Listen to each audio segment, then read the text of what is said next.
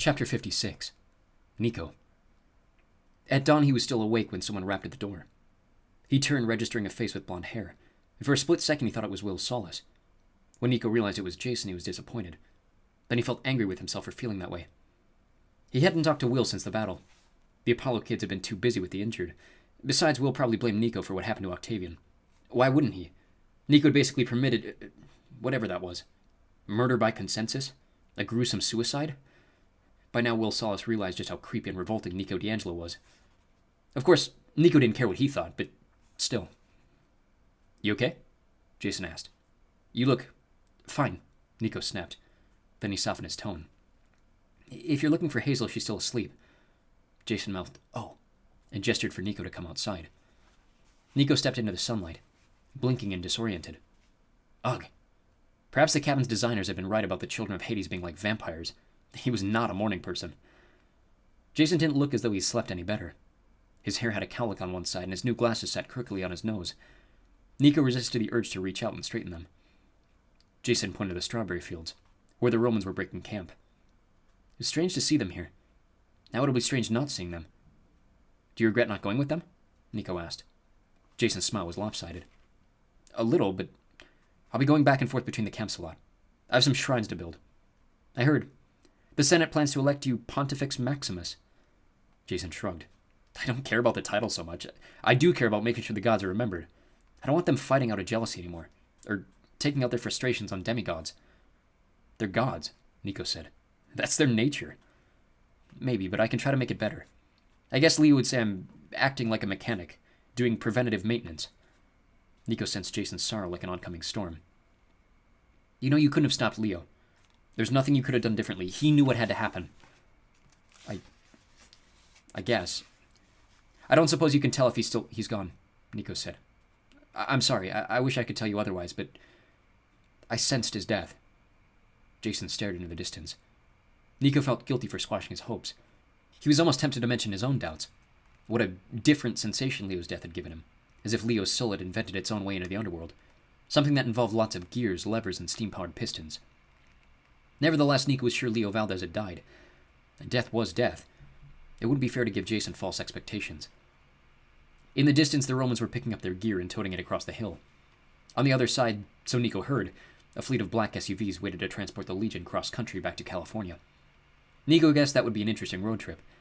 He imagined the entire 12th Legion in the drive-thru lane at Burger King. He imagined some hapless monster terrorizing a random demigod in Kansas, only to find itself surrounded by several dozen carloads of heavily armored Romans. Ella the Harpy's going with them, you know, Jason said. She and Tyson. Even Rachel Elizabeth there. They're going to work together to try to reconstruct the Sibylline books. That should be interesting. Could take years, Jason said. But with the voice of Delphi extinguished, Rachel still can't see the future? Jason shook his head. I wish I knew what happened to Apollo in Athens. Maybe Artemis will get him out of trouble with Zeus, and the power of the prophecy will work again, but for now those Sibylline books might be our only way to get guidance for quests. Oh, personally, Nico said, I could do without prophecies or quests for a while. You've got a point. He straightened his glasses. Look, Nico, the reason I wanted to talk to you, I know what you said back at Auster's Palace. I know you already turned down a place at Camp Jupiter. I probably can't change your mind about leaving Camp Half-Blood, but I have to. I'm staying. Jason blinked. What? At Camp Half-Blood? The Hades cabin needs a head counselor. Have you seen the decor? It's disgusting. I'll have to remodel. And someone needs to do the burial rites properly, since demigods insist on dying heroically. That's fantastic, dude! Jason opened his arms for a hug and then froze. Right. No touching. Sorry. Nico grunted. I suppose we can make an exception. Jason squeezed him so hard Nico thought his ribs would crack. Oh, man, Jason said. Wait till I tell Piper. Hey, since I'm all alone in my cabin, too, you and I can share a table at the dining hall. We can team up for Capture the Flag and sing-along contest. Are you trying to scare me away? Sorry. Whatever you say, Nico. I'm just glad. The funny thing was, Nico believed him. Nico happened to glance toward the cabins and saw someone waving at him. Will Solis stood in the doorway of the Apollo cabin, a stern look on his face. He pointed to the ground at his feet like, You! Here! Now! Jason, Nico said, would you excuse me?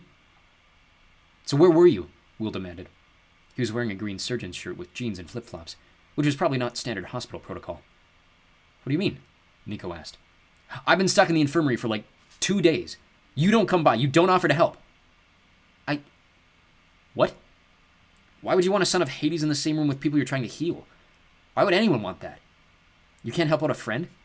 Maybe cut bandages, bring me a soda or a snack? Or just a simple how's it going, Will? You don't think I could stand to see a friendly face? What?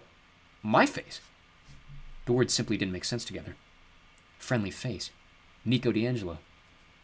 You're so dense, Will noted. I hope you got over that nonsense about leaving Camp Half-Blood. Yeah, I did. I mean, I'm staying. Good. So you may be dense, but you're not an idiot. How can you even talk to me like that? Don't you know I can summon zombies and skeletons? And right now you couldn't summon a wishbone without melting to a puddle of darkness, Will said. I told you no. No more underworldy stuff. Doctor's orders. You owe me at least 3 days of rest in the infirmary. Starting now. Nico felt like 100 skeletal butterflies were resurrecting in his stomach. 3 days? I suppose that'd be okay. Good. Now, a loud whoop cut through the air. Over by the hearth in the center of the room, Percy was grinning at something Annabeth had just told him. Annabeth laughed and playfully slapped his arm. I'll be right back, Nico told Will. Promise on the sticks and everything. He walked over to Percy and Annabeth, who were both still grinning like crazy. Hey, man, Percy said. Annabeth just told me some good news. Sorry if I got a little loud. We're going to spend our senior year together, Annabeth explained. Here, in New York, and after graduation, college! In New Rome! Percy pumped his fist like he was blowing a truck horn. 4 years with no monsters to fight. No battles, no stupid prophecies, just me and Annabeth getting our degrees, hanging out at cafes, enjoying California. And after that, Annabeth kissed Percy on the cheek. Well, Raina and Frank said we could live in New Rome as long as we like. That's great, Nico said. He was a little surprised to find that he meant it. I'm staying too, here at Camp Half-Blood. Awesome, Percy said. Nico studied his face, his sea-green eyes, his grin, his ruffled black hair. Somehow Percy Jackson seemed like a regular guy now, not a mythical figure, not someone to idolize or crush on. So, Nico said, since we're going to be spending at least a year seeing each other at camp, I think I should clear the air. Percy's smile wavered. What do you mean? For a long time, Nico said, I had a crush on you. I just wanted you to know. Percy looked at Nico, then at Annabeth as if to check that he'd heard correctly, then back at Nico. Yeah, Nico said. You're a great person, but I'm over that. I'm happy for you guys. So you mean, right. Annabeth's gray eyes started to sparkle. She gave Nico a sideways smile. Wait, Percy said. So you mean, right, Nico said again. But it's cool. We're cool. I mean, I see now you're cute, but you're not my type. I'm not your type. Wait, so see you around, Percy, Nico said. Annabeth? She raised her hand for a high five. Nico obliged. Then he walked back across the green, where Will Solace was waiting.